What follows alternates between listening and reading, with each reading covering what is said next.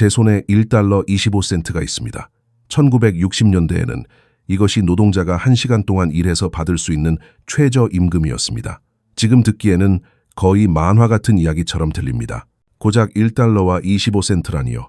하지만 여러분이 손에 쥐고 있는 것이 무엇인지 제대로 인식하는 순간 그 생각은 완전히 바뀝니다. 이것은 단순히 거스름돈이 아닙니다. 이것은 미국의 화폐가 여전히 진짜 금속을 품고 있던 시대에서 온 5개의 쿼터 동전들입니다.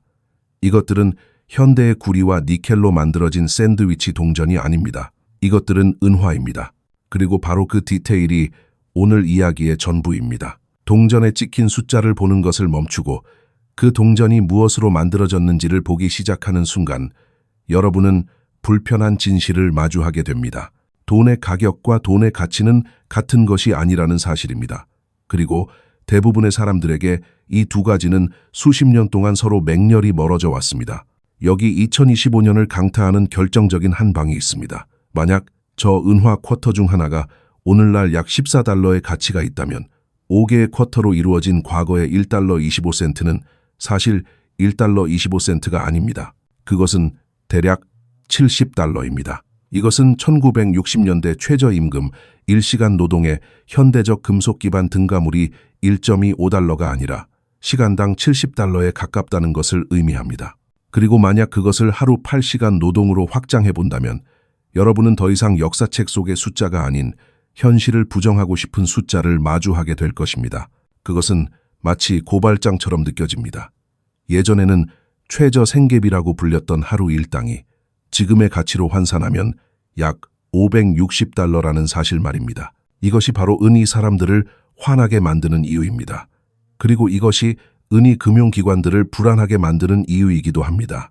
은은 평범한 일상을 수학 문제로 바꿔버리고 그 수학의 결과는 현재의 시스템을 전혀 칭찬하지 않기 때문입니다. 자, 이제 그 관점을 취해 보십시오. 은은 구매력을 측정하는 척도입니다. 그리고 그 척도를 지금 당장 벌어지고 있는 상황에 대입해 보십시오. 오늘은 평온한 시장의 날이 아닙니다. 오늘은 차트가 마치 심장박동 모니터처럼 보이기 시작하고 뉴스 헤드라인들이 급등, 붕괴, 그리고 금지라는 단어들을 한 호흡에 쏟아내는 그런 날입니다. 은이 소셜미디어에서 사람들이 논쟁하는 단순한 원자재이기를 멈추고 금융 시스템에 대한 스트레스 테스트로 작용하기 시작하는 순간에 오신 것을 환영합니다. 은 수출 금지가 시작되고 가격이 붕괴하며 은행 구제 금융이 급증할 때 모든 사람들은 각기 다른 방식으로 같은 질문을 던집니다. 왜 이런 일이 일어나는가? 그리고 왜 항상 아무도 진지하게 받아들이지 않던 금속이 폭발할 때만 이런 일이 발생하는가? 만약 여러분이 시장의 테이프를 지켜보고 있었다면 이미 보셨을 겁니다. 은 가격이 치솟다가 갑자기 내리꽂히고 다시 반등했다가 또다시 처참하게 무너지는 것을 말입니다. 이것은 단순한 변동성이 아닙니다. 이것은 폭력적인 재평가입니다. 눈을 깜빡이면 움직임을 놓칠 정도로 빠르게 일어나고 있습니다. 어느 날은 80달러 선을 압박하다가 다음 날은 60달러를 향해 다이빙합니다. 그리고 지금 여러분은 시장이 바닥을 깰지 아니면 모두를 속이는 척하는 것인지 결정하려는 듯 70달러 아래에서 춤추는 것을 지켜보고 있습니다. 그리고 바로 여기가 대부분의 사람들이 함정에 빠지는 지점입니다. 왜냐하면 그들은 이야기가 화면에 보이는 가격이라고 생각하기 때문입니다. 그들은 숫자가 내려가면 이야기가 끝났다고 생각합니다. 하지만 이것이 다가오는 폭풍 속에서 살아남기 위해 이해해야 할 첫 번째 사실입니다. 여러분의 폰 화면에서 깜빡이는 은 가격은 현실 세계의 은과 같은 것이 아닙니다. 세상에는 종이 은이 있습니다. 레버리지 계약, ETF, 선물, 약속, 그리고 포지션들입니다. 그리고 반대편에는 실물은 이 있습니다. 실제로 존재하는 것, 여러분이 손에 깰 수 있는 것, 선적될 수 있고 제한될 수 있으며 비축되고 유통에서 제거될 수 있는 것입니다. 그리고 수출 금지가 시작될 때, 주요 공급 채널이 조여지거나 차단될 때, 이 두 세계의 차이는 게임의 전부가 됩니다.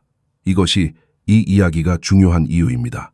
단순히 오늘 은 가격이 내려갔다는 것이 아닙니다. 시장이 무엇이 진짜이고 무엇이 합성인지를 드러내도록 강요받고 있다는 것입니다. 헤드라인이 가격 붕괴를 외칠 때 대부분의 시청자는 수요가 죽었다고 가정합니다. 하지만 이런 시장에서 붕괴는 다른 것을 의미할 수도 있습니다. 강제매도, 청산, 마진콜, 딜러들이 스스로를 보호하는 행위, 즉 사람들이 갑자기 은을 싫어해서가 아니라 은을 둘러싼 구조가 변동성을 견딜 수 없어서 가격이 아래로 밀려나는 연쇄 반응을 의미합니다. 그리고 그것이 바로 금지 조치와 폭락이 함께 도착하는 경향이 있는 정확한 이유입니다. 금지 조치는 미래를 바꿉니다.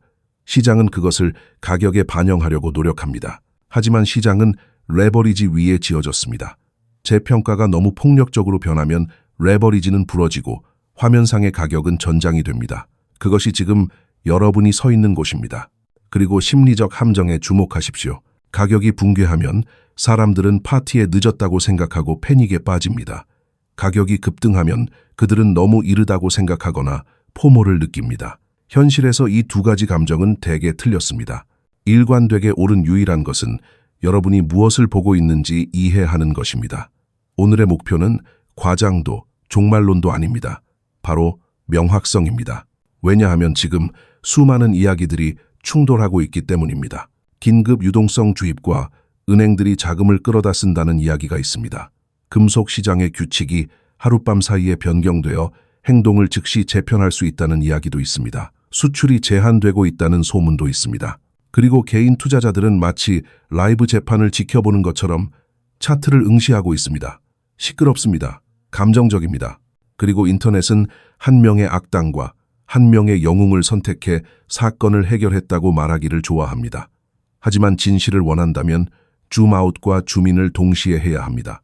시스템을 볼 수 있을 만큼 멀리 보고 메커니즘을 볼 수 있을 만큼 가까이 봐야 합니다. 자, 여기 우리가 환상 없이 단계별로 걸어갈 메커니즘이 있습니다. 공급 경로가 조여질 때, 금지가 시작될 때 시장은 정중하게 조정되지 않습니다. 시장은 급등합니다. 부러집니다. 유동성을 사냥합니다. 트레이더들은 포지션을 재배치하기 위해 쟁탈전을 벌입니다. 브로커들은 자신을 보호하기 위해 증거금을 인상합니다. 그것은 약한 손들을 시장 밖으로 강제로 밀어냅니다. 그 압력은 근본적인 현실이 공급 부족으로 조여지는 와중에도 가격을 붕괴처럼 보이는 방식으로 아래로 밀어낼 수 있습니다. 화면상의 가격 대물리적 현실, 그 긴장감이 가장 중요한 신호가 숨어 있는 곳입니다. 그리고 그것이 왜 은인가? 라는 질문이 썸네일의 슬로건이 아닌 이유입니다. 그것은 올바른 질문입니다. 왜냐하면 은은 금융과 산업이라는 똑같이 행동하지 않는 두 세계의 교차점에 앉아 있기 때문입니다. 은은 금융상품처럼 거래되지만 전략 자원처럼 소비됩니다. 비축할 수 있는 금속이지만 제조 과정에서 불태워져 사라지는 금속이기도 합니다. 사람들이 해지 수단으로 사는 금속이지만 다시는 분해할 수 없는 제품 속으로 사라지는 금속이기도 합니다. 그래서 금지 조치가 시작되면 두 세계를 동시에 타격합니다. 거래의 세계는 공포에 질려 청산합니다. 현실 세계의 공급망은 조여들고 비축합니다. 그것이 혼돈을 얻는 방식입니다. 프리미엄과 가용성이 정반대로 행동하는 동안 화면상에서 붕괴를 목격하게 되는 이유입니다. 그리고 이것이 이 이야기가 단지 오늘의 가격에 관한 것이 아닌 이유입니다. 이것은 가격이 무엇을 전달하려고 노력하다가 실패하고 있는지에 관한 것입니다. 더 나아가기 전에 한 가지 아이디어를 여러분의 마음에 잠그십시오. 이것이 다른 모든 것이 여러분을 휘두르려 할 때 여러분을 제정신으로 유지해 줄 것입니다. 변동성은 논리를 깨뜨리는 것이 아닙니다. 변동성은 구조를 드러내는 것입니다. 시장이 이렇게 불안정해질 때 그것은 레버리지, 포지셔닝, 그리고 취약성에 대해 무언가를 말해주고 있는 것입니다. 너무 많은 참가자들이 빌린 돈으로 같은 방향으로 기울어져 있었다는 것을 말해줍니다. 시스템이 고통 없이는 정직한 가격 발견을 감당할 수 없다는 것을 말해줍니다. 그리고 그러한 조건이 존재할 때 정책의 움직임과 공급의 움직임은 평온을 창조하는 것이 아니라 폭포수 같은 연쇄 반응을 창조합니다. 그것이 여러분이 24시간 주기 내에서 급등과 붕괴를 동시에 보고 있는 이유입니다. 그리고 그것이 우리가 이것을 무작위적인 하락이 아니라 금지 조치로 인한 재평가 사건으로 프레임화하는 이유입니다. 왜냐하면 이것을 이해한다면 여러분은 움직임에 충격받는 것을 멈추고 그것들을 읽기 시작하기 때문입니다. 이야기는 차트에서 시작하지 않습니다. 그것은 여러분 손에 쥐어진 1달러 25센트, 그리고 그 금속이 임금보다 오래 살아남았고 내러티브보다 오래 살아남았으며 약속보다 오래 살아남았다는 깨달음에서 시작합니다. 그리고 이제 은금지 조치가 시작되고 시장이 실시간으로 붕괴를 찍어낼 때 여러분은 훨씬 더 큰 규모로 같은 교훈이 펼쳐지는 것을 목격하게 될 것입니다. 종이는 몇 분 만에 이리저리 밀려다닐 수 있지만 물리적 현실은 협상하지 않습니다. 그것이 다음 질문이 화면의 가격보다 중요한 이유입니다. 금지 조치가 타격을 가할 때 누가 쥐어짜지는가? 투기꾼인가? 기관인가? 아니면 매일의 구매자인가? 그리고 시스템이 종이의 약속과 물리적 수요를 동시에 만족시킬 수 없을 때 무엇을 하는가? 금지 조치가 대화의 주제로 들어오는 순간 시장은 1days 단위로 생각하는 것을 멈추고 분 단위로 생각하기 시작합니다. 그것이 지금 여러분이 보고 있는 변화입니다.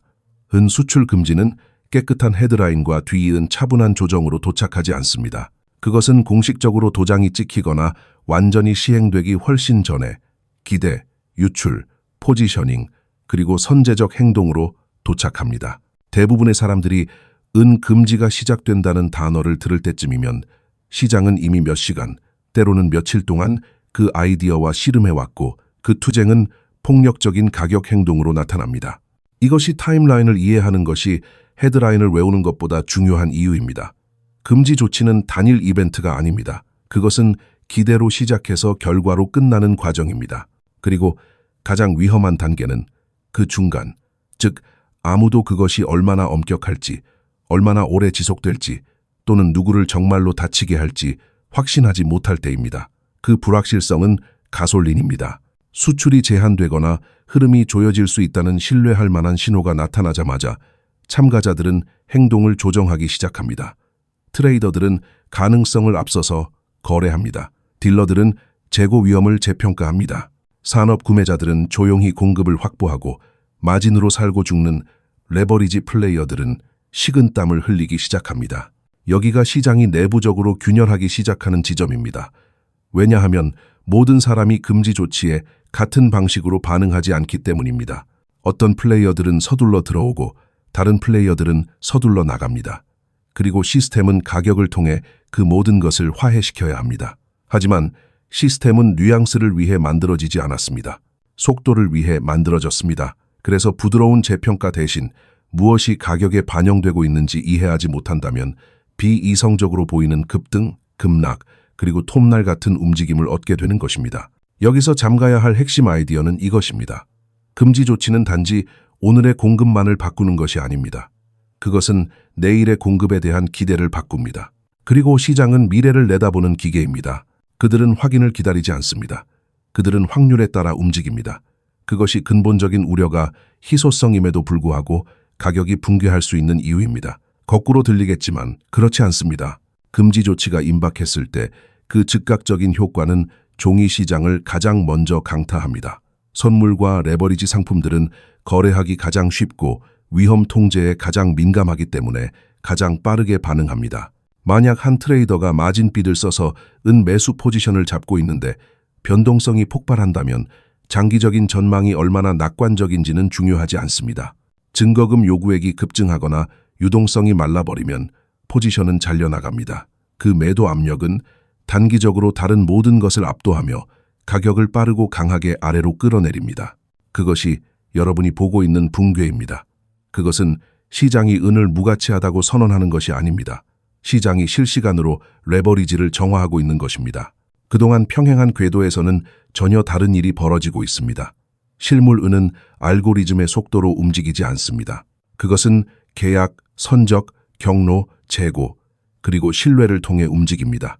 금지 조치가 시작되거나 심지어 예상될 때 물리적 세계의 첫 번째 본능은 파는 것이 아니라 멈추는 것입니다. 공급업체는 망설입니다. 딜러들은 스프레드 매수, 매도 가격 차를 넓힙니다. 구매자들은 할 수만 있다면 구매를 가속화합니다. 그 결과는 공급의 홍수가 아니라 병목 현상입니다. 그리고 바로 여기서 괴리가 형성됩니다. 화면상의 가격은 종이 포지션이 청산되고 있기 때문에 떨어지는데 현실 세계의 금속은 같은 가격으로 구하기가 더 어려워집니다. 이 발사는 오류가 아닙니다. 그것이 바로 신호입니다. 그리고 이것이 은과 같은 시장에서 금지 조치가 그토록 파괴적인 이유입니다. 그 조합이 상황을 폭발적으로 만듭니다. 이제 여기에 타이밍을 겹쳐보십시오. 금지 조치는 진공 상태에서 도착하지 않습니다. 그것은 시스템에 이미 존재하는 스트레스와 충돌합니다. 이미 높은 변동성이 작용하고 있습니다. 배경에서는 마진 조정이 일어나고 있습니다. 그리고 관련이 있든 없든 금융 시스템의 일부가 압박을 받고 있음을 알리는 유동성 작업이 있습니다. 이러한 요소들이 겹치면 인식은 현실이 됩니다. 시장 참가자들은 행동하기 위해 서명된 문서를 필요로 하지 않습니다.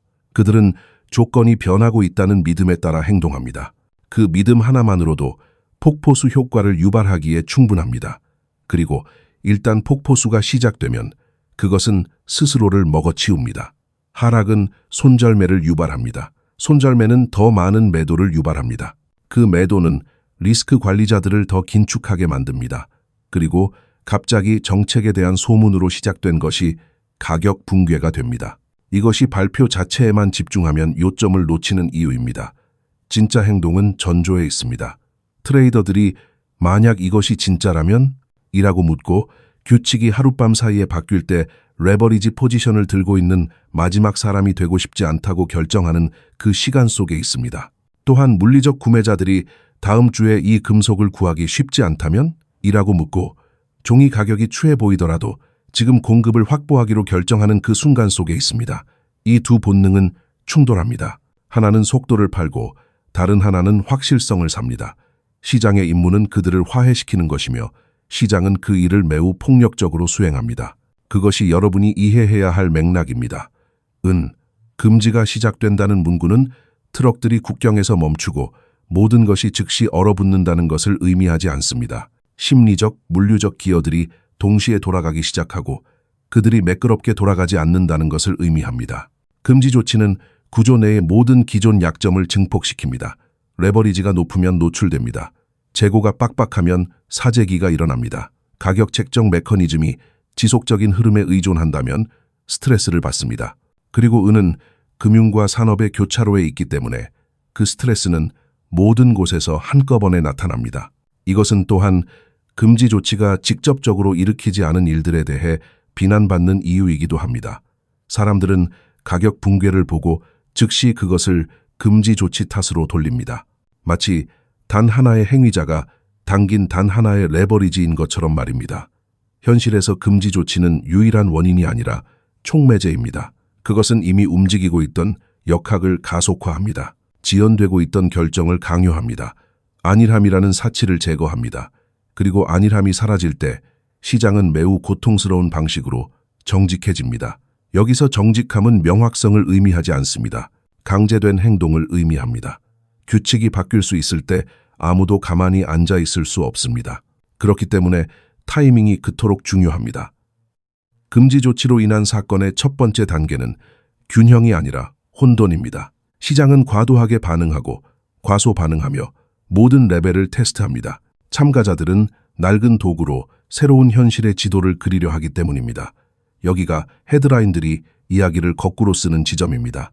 그들은 금지가 시작되었기 때문에 가격이 붕괴했다고 말하며 깨끗한 인과관계를 암시합니다. 실제로 일어나고 있는 일은 시장이 불확실성에서 살아남으려 노력하기 때문에 가격이 붕괴하는 것입니다. 그리고 생존 행동은 교과서적인 의미에서 합리적이지 않습니다.